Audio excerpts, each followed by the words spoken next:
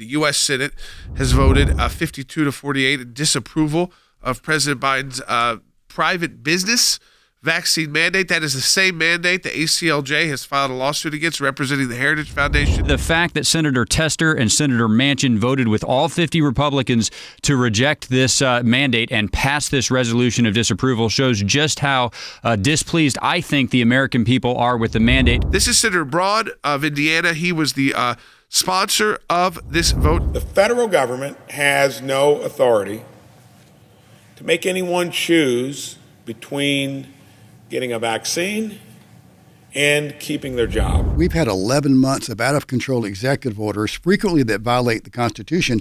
And the way our government and the way our society is designed, the rules by which we live are supposed to go through, normally, a legislative process, and that's not happening. From a policy standpoint, they made this policy when OSHA said, in fact, we can't do this.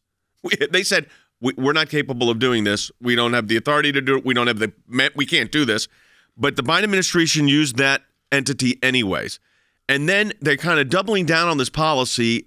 And then you had, of course, a situation with just yesterday with the Senate. I mean, to me, it seems like everything's stacking against them. The Senate resolution reflects public opinion and increasingly the body of legal opinion. The Democratic Party, it seems, and those on the left, they love a large central government and government mandates. Those on the right tend to be a little suspicious of government, and that's really historically right on target because our founders had a healthy suspicion of big government, too. All of the mandates have had significant issues in court. The mandates involving federal employees that work for Medicaid services and Medicare services, CMS employees, that's been held up. And that's a different argument that has to be made because they are federal contractors, but they're losing in court. The mandate has not been held constitutional in any court. There's not been a court. Harry, this is what to me is so fascinating.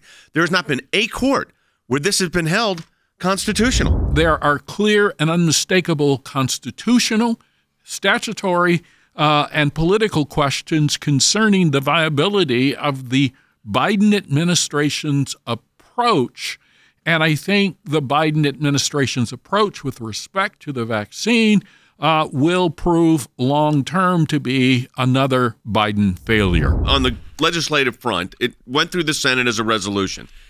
There's no way it passes in the House, correct? Well, it would take 5 members of the Democrat caucus to actually force Speaker Pelosi to put it on the floor. I don't think that's going to happen, Jay. I'm not saying it's impossible, but look, I actually think the significance of this is not the fact that it would get all the way enacted into law, because I think President Biden would veto it, and I don't think there's a veto override. But the significance of it, Jay, is what you underscored a second ago. It is a clear sign to the administration, and by the way, to the courts considering this as well, that this is not the way the American people want this issue handled. We're seeing this idea of these power grabs, even in the localities and the municipalities. When they go too far, the courts and the people are just saying no, and that's kind of there's a bipartisan effort there. I think, especially when you get down into the states and communities and the businesses, people aren't saying you have to be a Republican or a Democrat to hold this view. It just doesn't feel American.